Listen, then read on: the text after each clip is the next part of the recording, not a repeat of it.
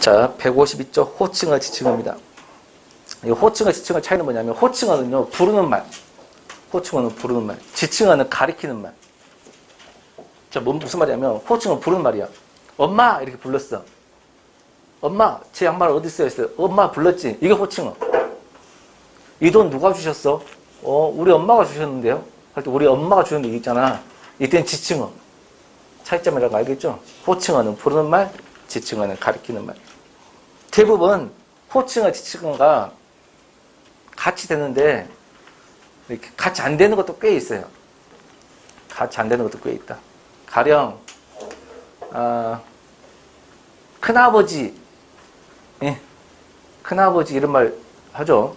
큰아버지 이렇게 부를 수도 있고 큰아버지가 돈 주셨다 이렇게 할 수 있습니다. 근데 백부님이란 말 들어봤죠? 백부님께서 주신 돈입니다 해도 되지만 백부님 이렇게 부를 수는 없어요. 자, 고모 있는 사람. 고모 남편은 뭐라고 하죠? 고모부라고 불러야 돼요. 누가 주셨어? 고모부. 이거 호칭어치고 동일해요. 근데 고숙이라고 부르면 안 됩니다. 고숙이란 말은 지칭어만 돼. 이런 식입니다. 고숙이 주셨다. 이건 되지만 고숙 이렇게 부를 수는 없는 거예요. 그래서 호칭어, 지칭어는 이렇게 차이가 있는다 좀 아시고 이쪽 반에서는 그냥 책에 있는 내용만 일단 할게요. 이쪽 봅시다. 가정에서 호칭어, 지칭. 이 책 내용이 보면 기본적인 것만 나왔더라고요. 그래서 요거라도 일단 잘 하시면 됩니다. 일단 부모와 자녀 사이. 1번 부모와 자녀 호칭어, 지칭어 있죠? 형광펜 딱 박스로 묶어.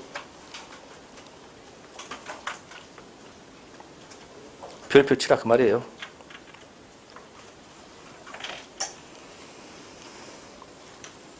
자, 호칭어로 아버지, 아빠라고 불러도 되구나. 여기서 중요한 것은 어릴 때는 아빠고 어른 되면 아버지다 그게 아니고 어릴 때 어른 상관없이 그냥 아버지, 아빠가 둘 다 돼요. 밑에 어머니, 엄마 마찬가지죠. 근데 지칭어를 보시면요. 자기 부모 옆에 생 그랬죠. 생 그 말은 살아있다 그 말이고요. 옆에 자기 부모 사 하면 돌아가셨다 그 말이에요. 그러면 살아있는 자기 아버지한테는 아버지, 아빠 가치 넘친 가공, 부친, 부주가 돼요. 근데 자기 아버지인데 돌아가셨으면 아버지, 아버님, 선친, 선고, 선부, 자, 선자가 들어간다고 할 수 있죠. 어쩌면 돌아가시면. 그리고 중요한 건 뭐냐면 자기 아버지가 돌아가셨을 때는 아버님이라는 지칭이 가능한데 살아있을 때는 아버님이 안 된다는 게 중요합니다. 어머니도 마찬가지입니다.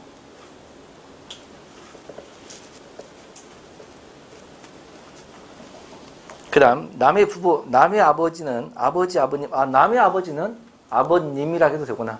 자기 아버지는 안 되지만 춘부장, 춘당, 영존, 대인, 어르신, 어르신데 돌아가셨으면 아버지, 아버님, 선대인, 송부장, 선장.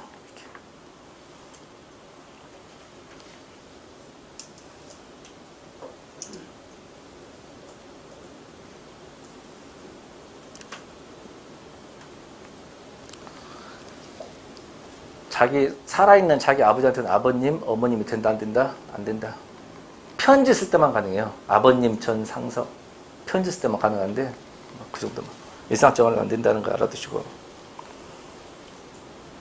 그 다음 153쪽. 자녀 보시면요. 남의 아들 보세요. 남의 아들, 아드님, 영식, 영은 영랑이 남의 아들을 높이는 말이고, 남의 딸을 높여보는 말을 영의 영양, 영교란 말 하구나. 그 다음에 남의 손자를 용손, 용포라고 하구나. 또 알아두시면 되겠네요.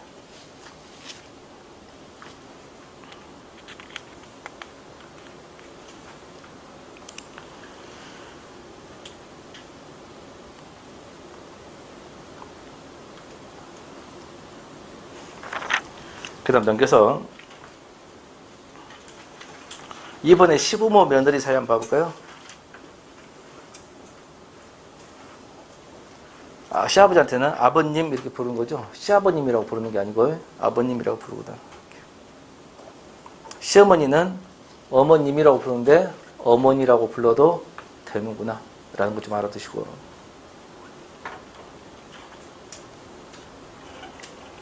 그 다음 155쪽 처부모와 사이. 자, 장인을 부를 때 장인어른 아버님 이렇게 부르고 장모님 부를 때는 장모님, 어머님 이렇게 부르구나. 어머니가 아니고. 알겠죠?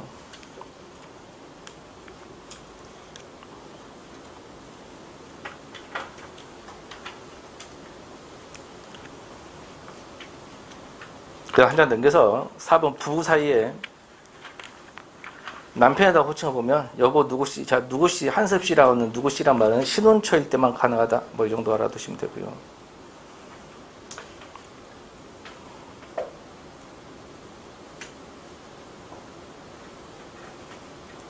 그 다음에 157쪽에 자기 아내를 지칭할 때 부인이란 말이 없죠. 부인이란 말은 아내의 높임말이기 때문에 그렇습니다.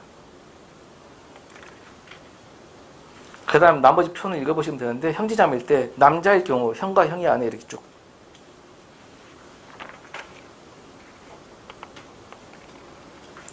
그럼 신원 시간 쭉 한번 봐보세요.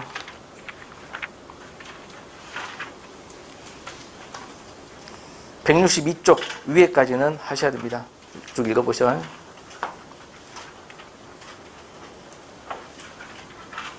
거기까지는 간혹 나오는 편이에요. 162쪽 숙제 사이부터는 잘 안 내거든요. 그 다음 뭐는 또 잘 되냐면 한 장 넘기면 164쪽에 사돈 사이 보세요.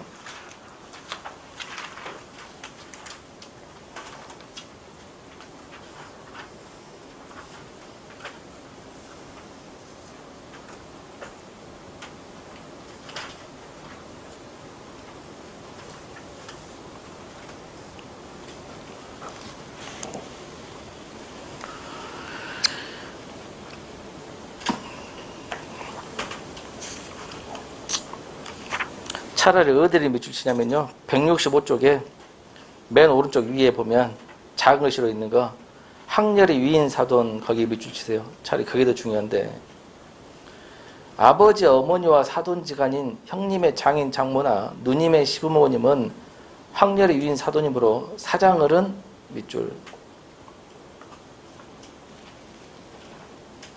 사장어른 정도는 알아두세요. 이게 사돈어른과 사장어른의 차이 정도는 아시기 바랍니다.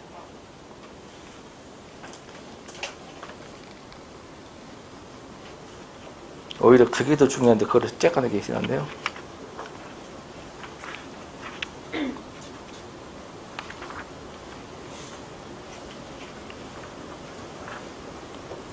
그 다음에 쭉 내리면 병일수물 밑에 친구의 아내가 있죠. 거기 보시면 쬐까는 것이 오히려 더 중요한데 보면 친구의 아내를 일컬을 때 재수시, 개수시 쓰기도 하는데 이는 적재지보다 중요합니다. 친구의 아내를 재수시라고 할 수 없다는 거 중요하고요.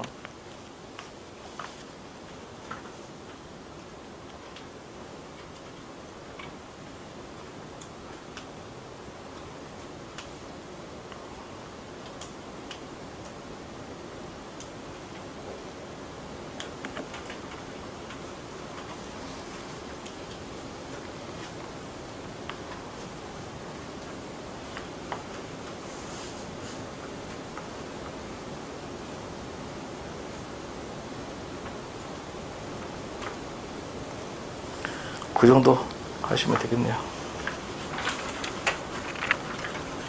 그 다음 167쪽에 친족 계보를 보시면 촌수 같은 것도 하나 알아두시기 바랍니다. 촌수.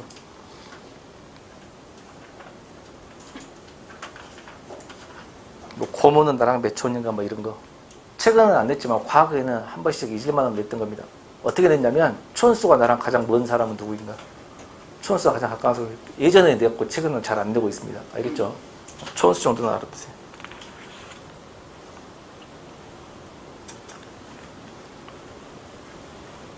그 다음 167쪽에 맨 밑에 박스에 친족 계보에 보면 2번 같은 경우는 이따가 잘 냅니다. 할아버지 누이가 대고모 왕고모라는 것. 일명 고모할머니입니다. 이거는 이따가 없이 잘 내는 말입니다. 그럼 넘겨서 이제 168쪽 올바른 언어 생활이에요. 혹시 쉬는 시간, 점심시간에 나머지 안 읽어준 것도 한번 읽어보시고 이건 왜 이러죠? 궁금한 거 있으면 질문하시기 바랍니다. 알겠죠? 그러면 수업 시간에 같이 한번 읽어보고 알겠죠? 올바른 언어 생활 봅시다. 1번 직장에서 언어 생활. 자, 첫 번째 줄 빨간색 밑줄. 직장에서는 직급이 높은 사람은 물론이고 직급이 같거나 낮은 사람에게도 실을 넣는다. 이게 중요합니다.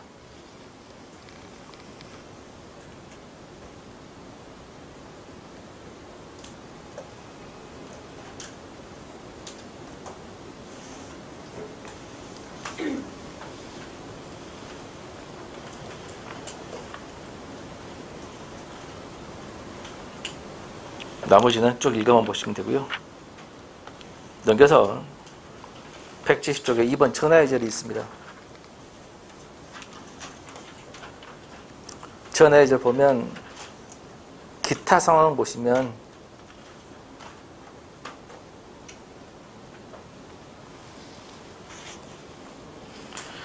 자, 알맞은 통하고 싶은 사람이 없을 때 보세요. 말씀 좀 전해 주시겠습니까? 이렇게 하지 말씀 좀 전해 주세요는 안 됩니다. 요청조로 말해야 됩니다.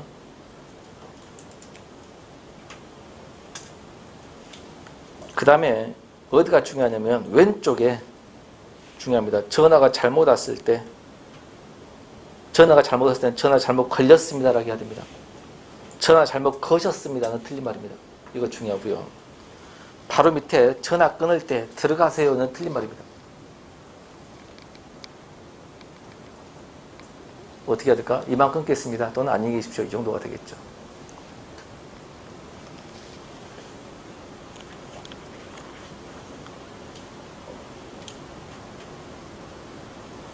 그 다음 171쪽 맨 밑에 2번 중간에서 다른 사람 소개할 때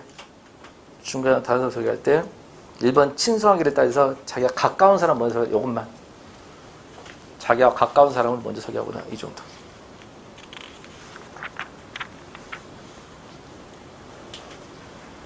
누가 더 가까운지 모를 때 2번 아랫사람을 먼저 소개하는 겁니다.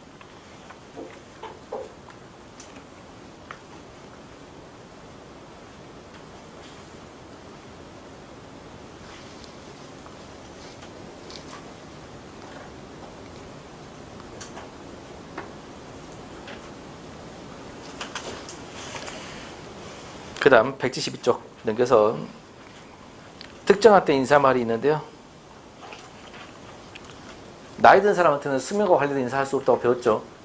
그 다음에 건강하십시오는 어법에 안 맞다겠죠. 맨 마지막 특별한 생일, 나이, 이름, 요 빨간색 밑줄.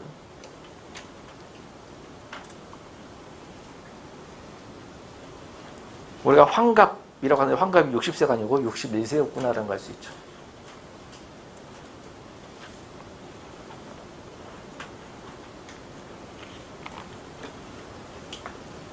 그 다음 173쪽 좀 특이한 게 있는데 일상 상식하고 좀 다른 게 있는데요. 4번에 4번 정년퇴임 보세요. 정년퇴임 인사할 때 축하합니다가 된다는 황당한 사건. 근데 그게 이 자리에 맞대요. 알겠죠? 근데 실제로는 두 번째가 더 좋은 표현 아닌가? 그죠? 근데 이게 축하합니다가 가능한 게 정년이니까 명예퇴직이 아니니까. 그죠?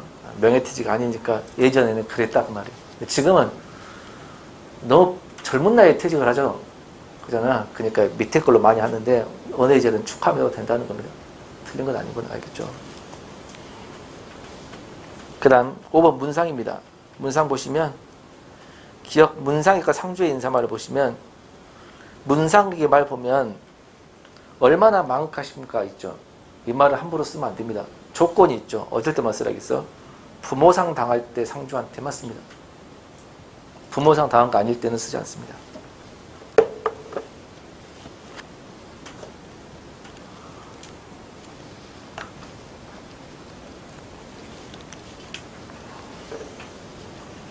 그 다음 옆에 그 페이지 옆에 보면 문상객 인사말이 있죠. 그 두 번째 보면 호상입니다라는 말이 있습니다. 호상입니다 말을 상주한테는 절대 쓸 수 없습니다. 이거 중요합니다. 상주한테는 호상입니다 말을 쓰지 않는다.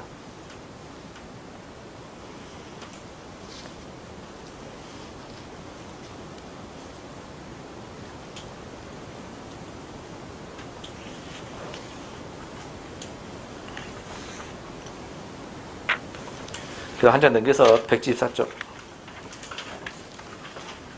편지 보시면 편지 쓰기 보면 1번 서두에 3번 회사나 단체 있죠.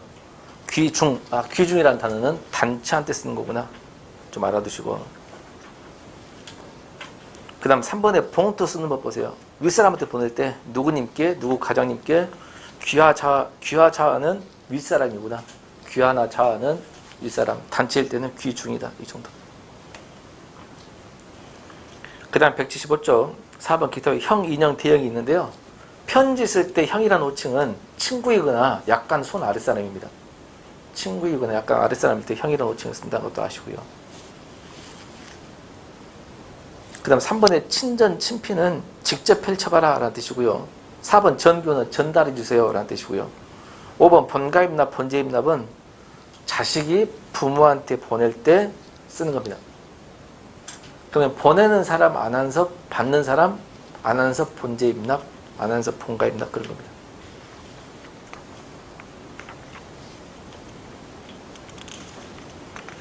자, 이렇게 해서 간단히만 마쳤는데요. 최근 들어서는 방금 체크해 준 것 정도로 위주로 하시고요. 최근 들어서는 이렇게 호칭 지칭을 잘 안 내는 편입니다. 아까 조치사표, 객체사표 이런 건 잘 내지만 언어예제를 잘 안 내는 추세긴 한데 안 내는 추세인 이유가 뭐냐면 이 현시가 안 맞다는 의견이 많아가지고 그죠? 많이 흔들리고는 있어요. 그렇더라도 방금 체크해 준 것 정도는 꼭 좀 알아두시고 그렇죠? 그리고 나머지 것도 보시거나 또는 했는데 왜 이렇게 불러야 되죠? 했던 말도 이유를 알고 싶으면 질문하시면 설명해 줍니다. 방금 했던 거 다 이유가 있어요. 근데 하나부터 여기까지 다 설명하면 시간 더 많이 걸리고 그렇게 별 중요성도 없는데 다 이유는 있습니다. 알겠죠? 자, 여기까지. 혹시 질문 있나요? 방금 했더라 해도 어느 예절이 제가 배울 때 이런 것 같던데 하거나 또 이거는 왜 이렇죠라고 하나 그러면 이런 단어 뜻은 뭔가요? 라고 하거나 있으면 질문하시면 답변해 줄게요. 쉬는 시간 한 번씩 읽어보세요. 그죠? 지금 한번 읽어두는 것이 낫지 나중에 안 읽어. 실제로 보면. 그래서 지금 공부할 때 한 번씩 읽어두는 것이 좋겠다. 자, 질문 없으면 질문 혹시? 자, 없으면 182쪽 표준 발음법 들어갑니다.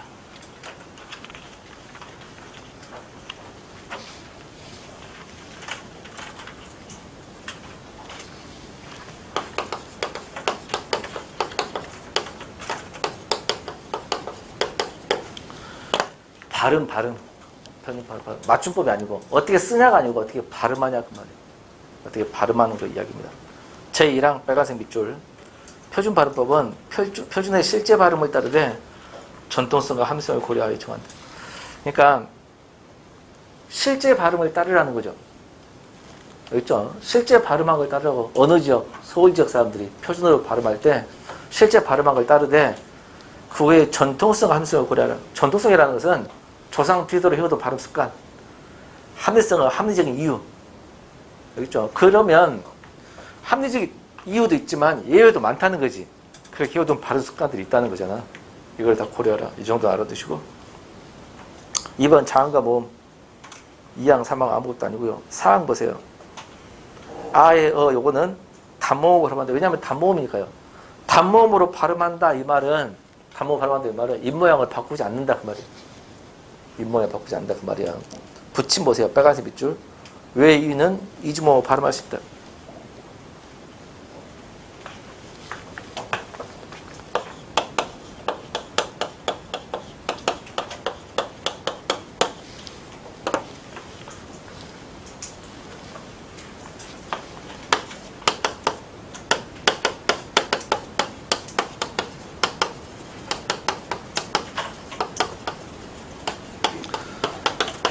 이주모로 발음할 수 있다 그 말은 단모음으로 발음하는데 입모양이 안 바뀌는데 이주모로 발음할 수 있다 그 말이에요. 특히 여기서 시험에 나올 것은 요겁니다.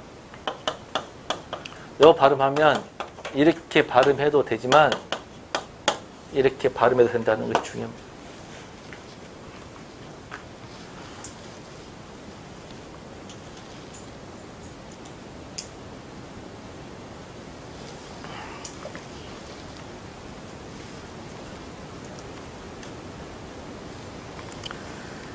그 다음 5항입니다. 나머지는 이주목을 발음하라. 다만 영혼의 활용에 나타나는 저자처는 저자로 발음한다. 자, 두 번째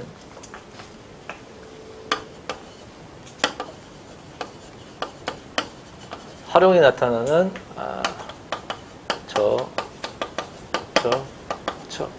요거는 각각 처로 발음합니다.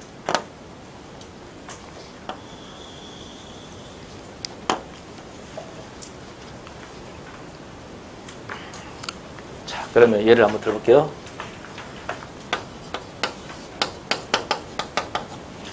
가자란 말은 가지어의 준말이죠. 활용하다가 나왔습니다.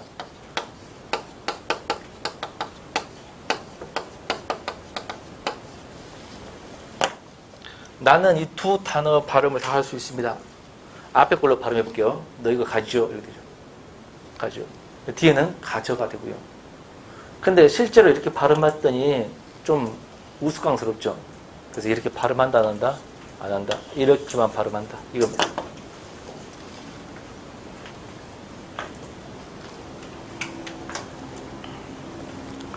(183조) 명의에 예래 외 예는 예로도 발음한다. 세 번째, 예 발음은 예도 되고 예도 됩니다.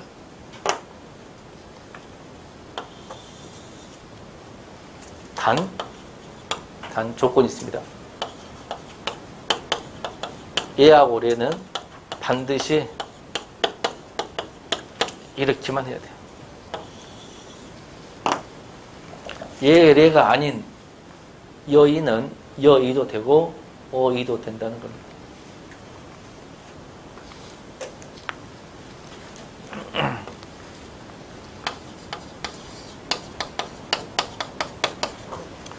자, 이 단어를 발음한다. 그러면 개자는 예래에 해당이 돼야 하는데 안 되죠. 그러면 이 예자는 두 개가 다 된다는 겁니다. 이렇게 발음을 해도 되고 이렇게 발음을 해도 된다는 겁니다.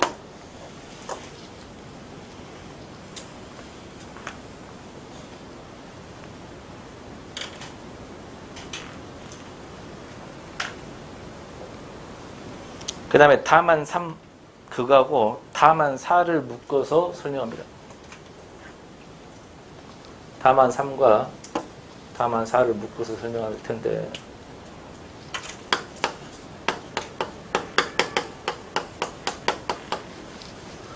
의자 발음입니다.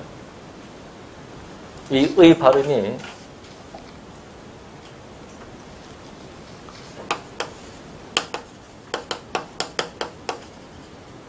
첫 음절일 때 의는 무조건 의만 됩니다. 예를 들면 요거 의사를 발음하면 이렇게 발음해야 돼요.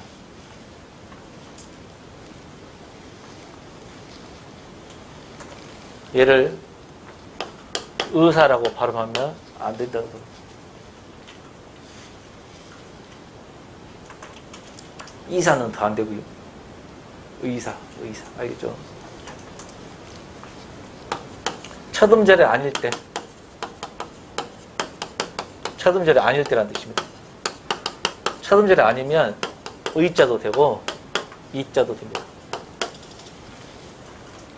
민주주의 걸 주의할 때 봤고요. 첫 음절이 아니죠? 그러면 의도 되고 이도 되는 겁니다.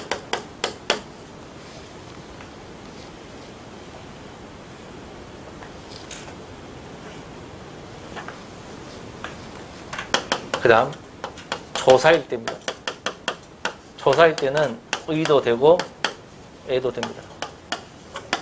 그러면 나의 소원 할 때는 나 의도 되고 나 애도 된다는 겁니다. 마지막 이런 단어입니다.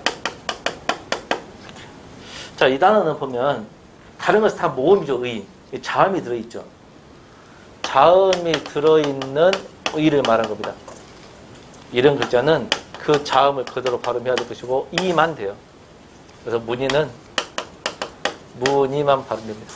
이 자체가 이렇게 발음이 안 되는 겁니다. 그러면 모든 모음의 발음이 끝이 났어요. 모음 발음의 전부입니다. 근데 백날 이렇게 해봐야 다 잊어버려요. 그래서 문제 풀이하면서 다시 한번 보고 두 번 듣고 세 번 듣고 막 이렇게 하는 겁니다.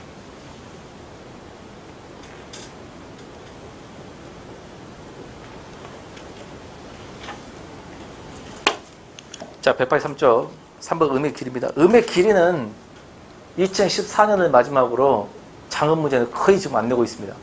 여기 있죠. 장단은 6항. 모음의 장단을 구별해 발음하되 단어의 첫 음절에서만 긴 소리를 하는 것을 원칙으로 한다. 눈 하면 첫 음절일 때. 여기 있죠. 근데 세 번째 보세요. 옆에. 첫눈 보세요. 첫눈, 눈이 첫 음절이 아니죠. 그러면 짧아진다 이 말이에요. 다만 합성의 경우에는 둘째 음절이야 해서 분명히 긴 소리를 한다. 보세요. 반신반의 보세요. 앞에 반자는 당연히 장음이야. 첫 음절이니까. 세 번째 글자 반자는 첫 음절이 아니죠. 근데 반신과 반의가 합성어죠. 이러면 장음을 인정한다 이런 뜻입니다. 긴 소리 짧은 소리는 시험에 잘 안 나오니까 좀 빨리 넘어갑니다. 184쪽. 그 붙임 별 중요하진 않고요. 7항입니다. 긴 소리를 가진 음절이라도 담 같은 경우 짧게 발음한다. 1번 단음절 용어 간에 모음을 시작하는 의미가 왔을 때, 자, 감다 보세요. 길게 발음해. 밥다 길게 발음해. 근데 옆에 가문이 보세요. 가문이에서 의자가 모음이 왔죠. 모음이가 오면 앞에 길어졌던 음절도 짧아진다. 옆에 밥다 길게 발음하는데 밟으면 밟아 하면 옆에 짧아졌죠. 이렇게 된다는 얘기입니다. 그러니까 길게 발음했던 단어라도 뒤에 모음이가 오면 어쩐다? 짧아지더라. 뭐 이 정도. 2번입니다. 요언어 간에 사동피동 전미사 이익 우추가 들어가면 짧아지더라. 감다 길게 발음해. 감기다 이익 우추죠. 짧아지더라. 이 정도만 그냥 알아보세요.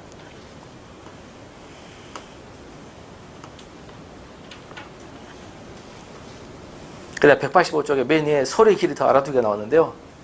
요건 앞에 할 때도 잠깐 했는데 과거에는 잘 나오지만 최근에 잘 안 나왔어요. 한번 봐주면 좋겠지만 최근에 안 나왔기 때문에 좀 등한시해도 별 탈이 없겠습니다. 4번 받침 발음입니다.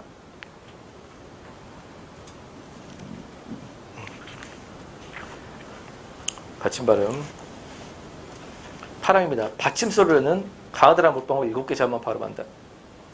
가로 열고 무슨 규칙이라고 그러죠? 음절의 헛소리 규칙.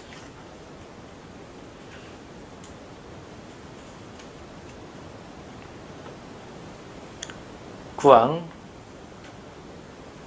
받침 쌍기역 키역 이건 어떻게 발음해야 돼? 기역으로. 쇼 쌍쇼 지읒 치읒 틉 이건 뭐야? 디귿으로.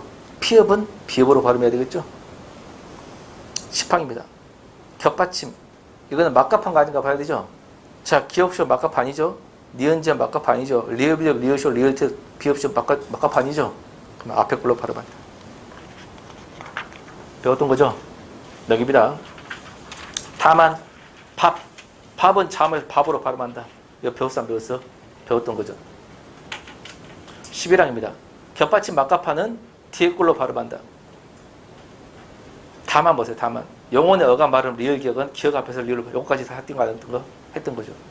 여기까지는 음절의 끝을 갈 때 했습니다. 중요한 건 12항입니다. 여기서부터가 좀 어렵기 시작하는데요.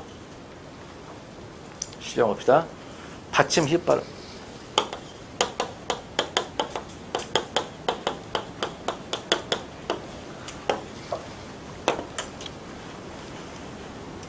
1번 히읗 뒤에 기역 디귿 지읒이 결합되는 뒤음절 수소리 합쳐서 그걸로 발음한다.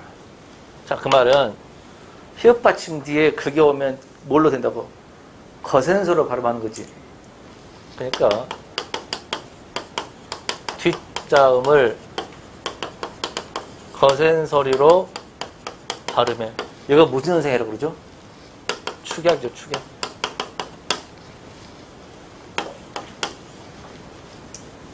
자, 예를 들면 노코가 나와 있네요. 자, 얘를 발음하면 자, 뒷자음을 거센소로 발음해야 돼. 그리고 축약해야 돼. 히읗을 쓰면 안 됩니다. 하나를 더합니다. 뭘 더하냐면 히읗이 격자음이 있을 때를 보세요. 격자음일 때도 마찬가지입니다. 히읗은 T자음을 거센소로 해줍니다. 그러면 안코가 되는 겁니다. 격자음일 때도 마찬가지입니다. 항상 히읗이 하나하고 히읗이 들어있는 격자음 두 개를 같이 할 겁니다. 붙임 이름 뭐냐면 이 두 개가 쏟아 바뀌어도 마찬가지라는 겁니다. 이렇게 히읗이 뒤로 가도 마찬가지라는 겁니다. 똑같아요. 각하 이렇게 되는 거죠. 그게 붙임이에요. 그 다음 187쪽에 붙임 2를 보시면 규정에 따라 디귿으로 발음되는 요것도 이해준다. 자, 옷 한 벌을 보시면요. 자, 원래 얘는 옷 한 벌이에요. 굳이 발음한다면 옷 한 벌 이렇게 발음한다고요. 이렇게 발음해도 돼요. 옷 한 벌 이렇게 발음해도 돼요. 근데 실제로는 그렇게 발음하지 않고 붙여 있죠. 그러면 아까 히읗은 거센소로 발음하니까 이게 붙어서 거센소가 된다. 그래서 뭐가 된다? 옷 한 벌이 된다. 여기서 시험에 나온 것은 옷 한 벌 한번 틀려봅니다. 옷 한 벌이 아니고 옷 한 벌이 되는 거죠.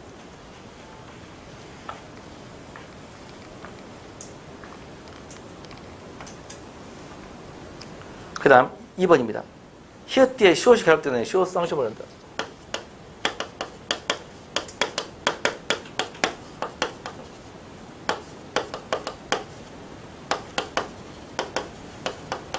자, 얘는 뭔 말이냐면 봐봐. T자음을 무조건 거센소로 발음해야 돼. 거센소로. 이게 가장 원칙이야. 근데 시옷에 거센소리가 없죠. 거센소리가 없으면 된소로 발음해줘야 돼요. 거센소리가 없으면. 자, 여기서 중요한 것은 이때 히읗을 탈락시켜줘야 돼요. 이게 중요해요. 히읗을 뒤어서 쓰면 절대 안 됩니다. 이때 히읗을 넣으신다고 탈락해줘야 돼.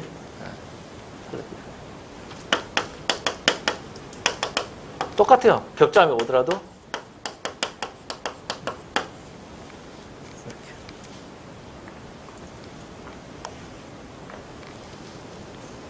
그 다음 3번 히읗 뒤에 니은이 겹되는 니은으로 발음한다.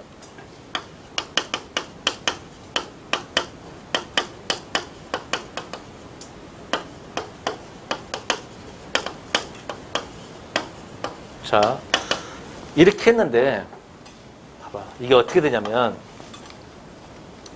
어문 규정은 여기 나와 있는데 그게 아니고요. 히읗 뒤 추작이 항상 먼저지. 항상 자음 추격이 먼저예요. 그러니까 코가 되는 거야. 근데 자음 추격이 안 되죠. 이게 돼요? 자음 추격 안 돼. 이럴 때 넣어진다. 된소로 바뀌고 이게 히읗은 안 쓰면 안 돼요. 자, 문제는 니은에 거센 소리가 없어요. 그러면 된소리를 써야 돼. 니은에 된 소리도 없어요. 그러면 히읗은 그냥 탈락이에요. 알겠죠? 정정합니다. 다시. 히읗은 거센 쓰고 된 소리를 써야 돼. 근데 거센 된 소리 없죠? 그러면 어떻게 되냐면 히읗의 대표음이 뭐예요? 대표음이 디귿이죠.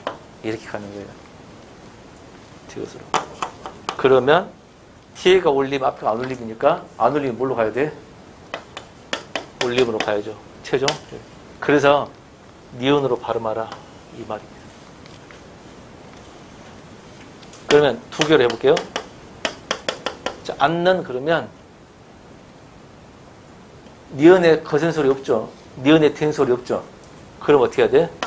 대표는 뭐야? 니은의 대표는 막가파가 아니니까 이렇게 되죠. 끝납니다. 그러니까 어문 규정은 이렇게 하라겠는데 쉽게 말하면 T자음을 거센 소리로 발음하고 히읗을 발음하면 안 돼. 거센 소리가 없는 것들은 T자음을 뭘로 발음하라고? 된 소리로 발음하고 히읗은 어쩌라고? 없애라고. 그러면 거센 소리, 된 소리가 다 없어. 그러면 그 외에는 어떻게 하라고? 대표음으로 바뀌라고. 대표음 뭔데? 디귿이죠. 대표음 디귿으로 발음하라. 이런 뜻이에요.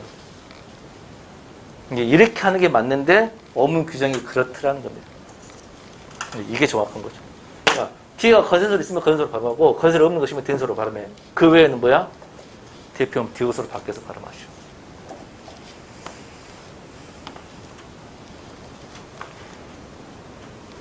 그 다음 4번 보세요.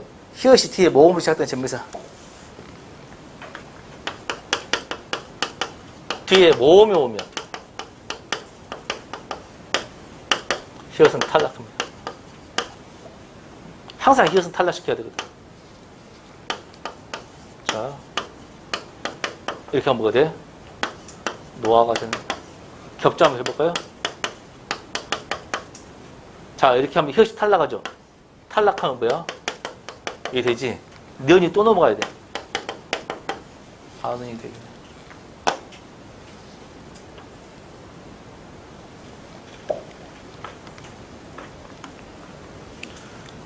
자, 굉장히 중에서 잠시 여기서 스톱할 텐데 요거 잘 이해하셔야 돼요.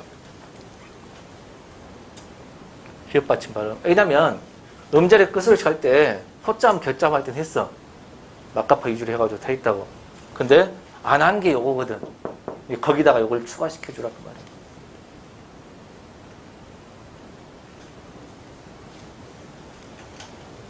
자, 하나만 더 해봅니다. 은전 한잎이라는 소설이 수필이 있어요. 은전 한잎이라는 수필이 있고 거기에 뭐가 나오냐면 이런 단어가 나옵니다. 실제로 시험 문제에서 이걸 딱 몇 줄 쳤어요. 이거를 발음을 해라 라고 했습니다. 그러면 히읗 받침은 뒤에를 뭐 이렇게 해야 돼? 거센소리 해야 돼. 거센소리가 있어 없어? 없지. 그럼 뭘로 바꿔야 돼? 된소리 있죠? 이렇게 해줘야 됩니다. 그리고 히읗을 어찌해야 돼? 이렇게 되는 겁니다. 여기다가 쪼가 아니고 조입니다. 여기다가 디귿을 쓰면 돼, 안 돼? 안 된다는 게 중요합니다. 이해된가요? 요것을 하시라. 이제 좀 쉬었다가 13항 할 텐데 이게 지금 완벽하게 돼야 돼요. 모음 발음과 그 다음 뭐 있어? 격자음 발음. 막가파 아니냐. 그 다음에 히읗 받침 발음 이렇게 했죠. 그럼 이제 앞으로 할 게 뭐냐면 어떤 자음에 뒤에 이제 자음이 왔을 때, 아니 모음이 왔을 때, 히읗 받침 모음이 왔을 때 했는데 다른 받침이 모음이 왔을 때 어떻게 하냐? 모음이 왔을 때 이제 할 겁니다. 알겠죠? 쉬었다 합시다.